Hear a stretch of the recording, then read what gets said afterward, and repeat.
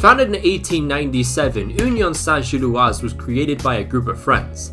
The boys, if you will. The following year, they were affiliated with the UBSSA, which is the ancestor of the Belgian FA. The club promoted to the first division of Belgian football in 1901, and what followed would be a period of absolute domination. From 1903 to 1913, Union won 7 titles, and between 1903 to 1907, they won the title 4 consecutive times. After the war, Union moved to their new stadium, which is still host to a majority of the club's games today. However, throughout the 1920s, there was a noticeable decline from the club, only winning the league title just once. But in 1931, Union renamed their stadium the Stade Joseph Marienne in honor of its former presidents, and soon after, the club again would see success. Through 1933 to 1935 was a period where the team went 60 matches undefeated. This gave way to the nickname Union 60. During this period of invincibility, the club won the title another 3 times. Unfortunately, sometimes when boom comes bust, and this was definitely the case for Union. After 3 consecutive third place finishes, the club started to resort to mid-table finishes until 1949, when they were relegated to the second division. It didn't take long for Union to climb back up though. In just 2 years, they promoted back to the first division. Their first season back saw a 4th place finish, and a couple years later in 1956, they finished 3rd. During their second tenure in the first division, the Belgian side also achieved some success in Europe. In 1959, they reached the semis of the Intercities Fairs Cup, the modern-day Europa League. Sadly, the successes would come to a halt, and this time much more grueling. The club again relegated in 1963 and quickly became a yo-yo club. And ironically enough, back during the club's golden era, fans would make fun of Anderlecht for being a yo-yo club, often referring to them as an elevator. Oh, how the tables have turned. But it would only get worse, because in 1973, Union relegated to the second division again, but this time, it would be the last time the club would see the first division for decades. Just to make things even worse, in 1976, the club found themselves in the third division. The club climbed back up, only to find themselves back to square one again just 4 seasons later. During the darkest period for the club, they spent 2 seasons from 1981 to 1983 in the 4th division. But now we fast forward.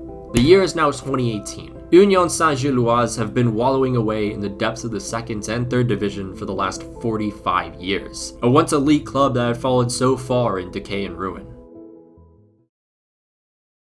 Tony Bloom, the owner of Brighton and Hove Albion, was looking for a new project with business partner Alex Musio. They wanted something easily accessible from London and also relatively inexpensive. Other aspects included potential for growth, accommodating fan base, and also, of course, availability to buy, because, you know, you need that to buy a club. Initially, the pair were to buy a Dutch club, but quickly were put off by the club's hooliganism. As a result, they came across a small second-tier team in Brussels. Bloom bought majority stake and let Musio do all the day-to-day running as Union's new chairman. Fans were a little scared, and rightly so, because they didn't want to lose the family mindset of the club. But luckily, not only was the atmosphere kept by the new owners, it was improved upon. Into the new era, funds were injected, and the training facilities were improved upon. However, to begin things, not everything was smooth. Musio admits he made a couple mistakes, which is a quality of a good chairman. And considering that this is a pretty basic thing, you have to understand that EFL owners in the past, and even the present, don't do that. So because the bar is so damn low, even something like this has to be praised upon, because at least it's a good start to ownership. A lot of these owners, once they see something troubling, would either like to blame it on something else, completely ignore it, or, you know, just completely give up on the club but still own it for the next couple years. But Musio quickly learned that until you reach the first division, money is spent and money is lost. Every season without promotion was agonizing considering how low of a budget this club had. Along with 2 owners came a new technical director in Chris O'Loughlin. Chris O'Loughlin's transfer policy was pretty simple. He wanted a team of players whose personalities fit the club, aka no assholes. Scouting also focused more on the unpopular leagues in Europe. Examples include the signing of Christian Burgess in 2020 from Portsmouth, and Malton international Teddy Touma, who spent most of his career in the French non-leagues. But this didn't mean the Belgian side had shied away from the more high-profile signings. For example, right-back Bart Newcoop was taken on a free from Feyenoord. In 2018-19, the first season under new ownership, new manager Luca Elsner helped Union finish runners-up. He also led the club to a semi-final appearance in the Belgian Cup. And just when the club seemed to be on the up, Elsner left for Angers in the summer. In comes Thomas Christensen, who managed Leeds in 2017-18. He led Union to a 4th place finish in the 2019-20 season. That tenure, however, didn't last too long, and Union acquired Felice Matsu, and immediately the new manager was a success. In the words of O'Laughlin, he knows how to push a winning mentality. He's gotten this idea into the players that they must win every training session.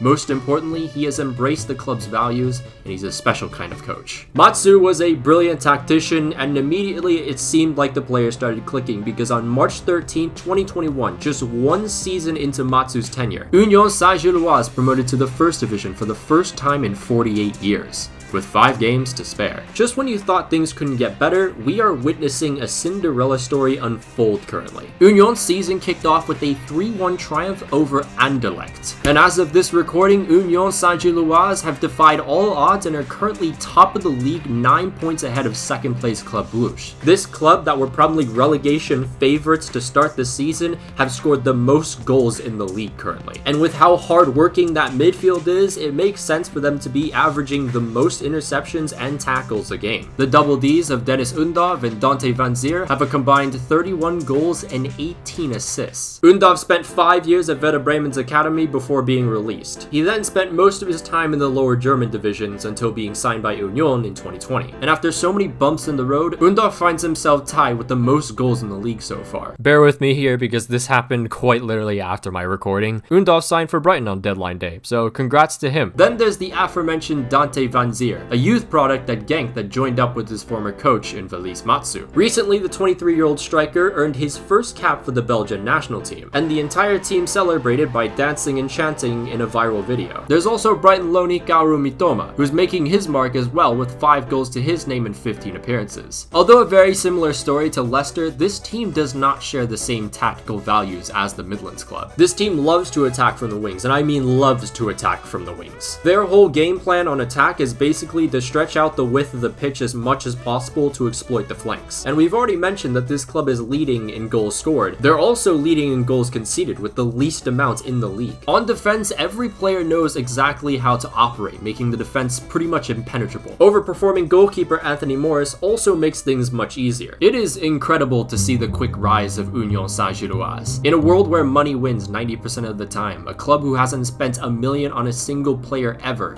is at the top of the Belgian 1st division. Players like Christian Burgess, who once sat in the lower leagues, having never thought about Champions League football, now can see the impossible in the distance. I really hope Union can continue this amazing run and win the title, but no matter what happens, their story is one of the most inspirational in recent times.